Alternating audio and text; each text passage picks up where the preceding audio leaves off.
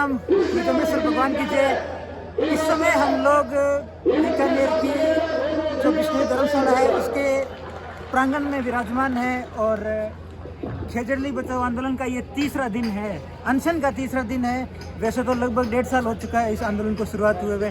मेरे साथ अनशन पर बैठे गांव साधुवाली श्री गंगानगर से मेरे खुद के अजीज ब्रदर हैं और बहुत ही काइंड और बहुत ही डेयरिंग सोल है। वो आज तीसरे दिन लगातार अनशन पर बैठे रहे हैं। अभी उन्होंने अपने अनशन को स्थगन किया है, हालांकि ये खुद उस निर्णय से काफ़ी खिलाफ थे। तो हम कुछ बातचीत करेंगे इस आंदोलन को लेकर, इनका अनुभव कैसा रहा और कैसा आउटकम रहा। नमस्कार अमर सिंह जी। बिल्कुल, सभी दर्शकों को निवड़ प्रणाम। तो पहला प्रश्न मेरा ये रहेगा कि आपने कितने दिनों का अनशन रखा, आप किस चीज़ में बिलीव करते थे, क्यों रखा आपने? बिल्कुल, मैंने और मेरे साथ में लगभग 580 लोगों ने अनशन रखा है। और अनशन रखा किसके लिए है? इस प्रकृति को बचाने के लिए।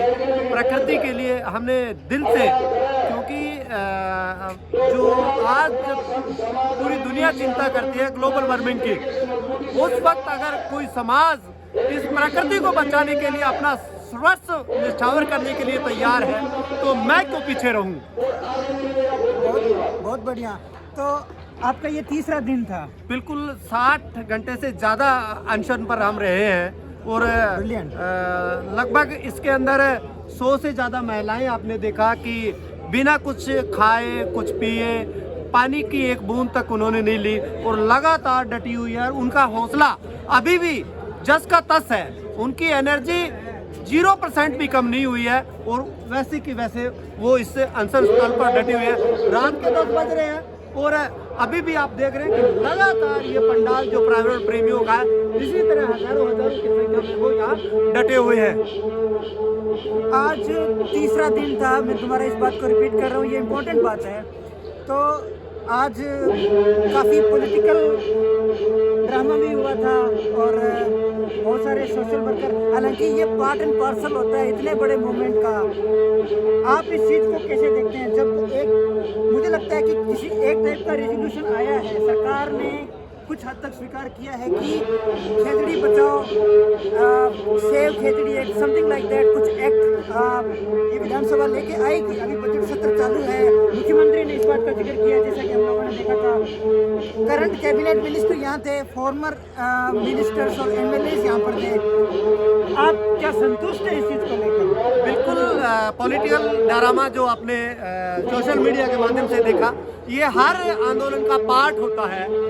कोई भी आंदोलन में अगर कामयाब आंदोलन होता है तो उसका जो क्रेडिट है वो हर कोई लेना चाहता है, लेकिन जो इस आंदोलन को कर रहे थे, जो इस आंदोलन को लीड कर रहे हैं, सबसे बड़ी बात यह है कि यहाँ जो इस आंदोलन को लीड करने वाले लोग हैं वो पॉलिटिकल लोग नहीं हैं, सोशल वर्कर नहीं है, सिर्फ और सिर्फ साधु हैं, जो सन्यासी हैं, जिन्होंने अपना घर छोड़ा, परिवार छोड़ा और वो सृष्टि के लिए ही जीते हैं, वो इस आंदोलन को लीड कर रहे हैं। तो इसमें पॉलिटिकल क्रेडिट वाली कोई ऐसी बात नहीं है। हालांकि पिछले 1.5 साल से लगातार पश्चिमी राजस्थान में जो है ये आंदोलन चल रहा है और आज ये आंदोलन जो 1.5 साल पहले एक बीज लगा था, आज एक वटवृक्ष बन के आपके सामने खड़ा है। तो ये एक वटवृक्ष, विशाल वटवृक्ष है जिसके नीचे सभी लोग आ रहे हैं। तो बिल्कुल इस आंदोलन से इतिहास में दूसरी बार एक प्राप्ति होगी इस एनवायरनमेंट को, इस प्रकृति को, कि एक सशक्त जो प्रकृति को बचाने के लिए, एनवायरनमेंट को बचाने के लिए, पेड़ पौधों को बचाने के लिए राजस्थान गवर्नमेंट जो है मजबूर होगी एक एक्ट लाने के लिए। और आज मुख्यमंत्री ने जो है विधानसभा में इस बात को रखा है, उनका बजट अभिभाषण, धन्यवाद अभिभाषण था, तो उस पे उन्होंने इस बात को रखा है और इसी सत्र में उन्होंने एक सशक्त कानून लाने की बात की है। तो इससे बिल्कुल है कि हमने बहुत कुछ पाया है। तो इसमें आज जो पॉलिटिकल बात हुई और कुछ बीच में मिसअंडरस्टैंडिंग लोगों के बीच में पैदा हुई है, तो उसमें कुछ आपसी कोऑर्डिनेशन की कमी रही है कहीं ना कहीं, तो उसमें सुधार होगा। और उसके बावजूद भी आप देख रहे हैं कि हजारों की संख्या में जो हमारे पर्यावरण प्रेमी है यहाँ डटे हुए हैं, लगातार डटे हुए हैं। इनका कहना यही है कि जब तक कानून बनके हमारे सामने नहीं आता तब तक हम लगातार यहाँ डटे रहेंगे। और ये बहुत इम्पोर्टेंट बात है। चलो, ये मेरे लिए जो भावनात्मक बात है कि मैंने काफ़ी आंदोलन अटेंड किए हैं। मैं दिल्ली के अंदर जंतर मंतर गया हूँ।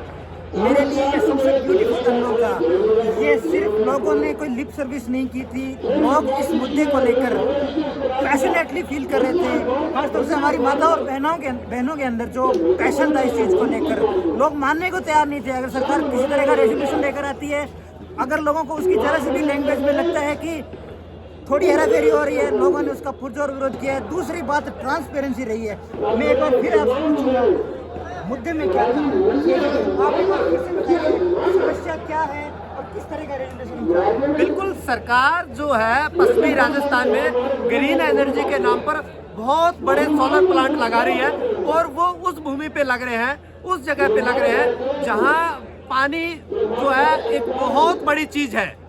जैसे मनुष्य के लिए उसकी वेंस में बहने वाला ब्लड होता है, उसी तरह इस मरुस्थल के लिए यहाँ जो खेजड़ी है वो यहाँ का एक कल्प वृक्ष है, और उसी को बचाने के लिए लोग ये आंदोलन कर रहे थे। इसमें मेन बात यही थी कि जहाँ सोलर कंपनियां सोलर प्लांट लगा रही है वहाँ बहुतायत में खेजड़ी के पेड़ हैं, और उन्हीं को काटा जा रहा है सोलर कंपनियों द्वारा।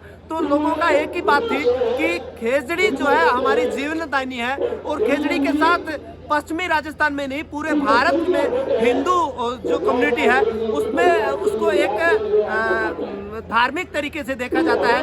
वो पूजनीय वृक्ष है हमारे लिए, इसलिए उसी की कटाई पर विशेष तौर से लोगों की भावनाएं जुड़ी हुई है, उसी को लेकर आंदोलन कर रहे हैं। लोगों की यही मांग है कि इसके लिए एक सख्त कानून बनाया जाए, खेजड़ी को बिल्कुल ना काटा जाए। और आज जो बात हुई है उसमें एक्ट लाने की तो बात हुई है, लेकिन लोग क्यों डटे हुए हैं? लोग इसलिए डटे हुए हैं कि जो कंटिन्यू लगातार खेजड़ियों की कटाई हो रही है, और पिछले 1.5 साल में पश्चिमी राजस्थान में 26 लाख से ज्यादा खेजड़ियां काट दी गई है।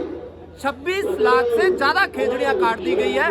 इसलिए लोगों का कहना है कि हम अनशन तो खत्म करेंगे, लेकिन सरकार हमें लिखित में ये वादा करे, ये बात कहे, इस बात चीफ सेक्रेटरी ये लिख के दे हमें राजस्थान गवर्नमेंट का, कि जब तक कानून एक्ट बन के नहीं आता तब तक कहीं पर भी कोई भी पेड़ नहीं काटा जा, विशेष तौर से खेजड़ी कहीं नहीं काटी जाएगी। लोगों को श्योरिटी दे। तो मेरा अंतिम प्रश्न आपसे रहेगा, आगे क्या आंदोलन जारी रहेगा, क्या रणनीति रहेगी, what will be the strategy going forward? बिल्कुल, आंदोलन हमारा तब तक जारी रहेगा जब तक एक सशक्त ट्री एक्ट लागू नहीं हो जाता, और ये पूरे संसार में इकलौता ऐसा कानून होगा जो लोगों की भावना के अनुरूप बनाया जाएगा, पर्यावरण प्रेमियों की भावना को देखते हुए बनाया जाएगा, जिसके लिए लोगों ने लाखों की संख्या में आकर बीकानेर में डेरा डाल रखा है। ये पहली बार होगा इतिहास में। इससे पहले 400 वर्ष पहले माँ अमृता देवी बिश्नोई के नेतृत्व में इन्हीं समाज के पूर्वजों ने राजा अभय सिंह के राज में अपने 363 लोगों के साथ बलिदान दे दिया था इसी खेजड़ी के लिए। आज फिर वही बलिदान इन लोगों ने अपने आमरण से, अपनी तपस्या से आज फिर वही लोग फिर इकट्ठा हुए हैं, और फिर इतिहास अपने आप को दोहरा रहा है कि प्रकृति के लिए कोई कम्युनिटी अगर आंदोलन कर रही है, ये बिश्नोई कम्युनिटी के लोग नौकरी नहीं मांग रहे, आरक्षण नहीं मांग रहे, किसी प्रकार का कोई इनको आर्थिक लाभ नहीं होने वाला, सिर्फ और सिर्फ एनवायरनमेंट के लिए बात कर रहे हैं, प्रकृति को बचाने की बात कर रहे हैं। और ये आंदोलन हमारा तब तक जारी रहेगा जब तक राजस्थान गवर्नमेंट एक सशक्त ट्री एक्ट कानून नहीं बना देती। बहुत बहुत साधुवाद आपको। आप पूरी तरह से इस आंदोलन से जुड़े रहेंगे मुझे पता है, और आपसे बातचीत जारी रहेगी आगे भी। I will say this for the audience who are outside of Rajasthan, I think this has been a wonderful experience for me. What I've sensed is that people are actually very passionate about it. People really feel it. And again, I'm saying this experience has been very spiritually very enlightening and very fulfilling experience for me. I hope that people will connect it, at least people will know about it, because environment is an issue that will affect everybody on this planet. And I think this community, Bishnoi community, which I am a proud member of, is doing so much for it. Thank you so much. Jai Jambesar, Jai Murali.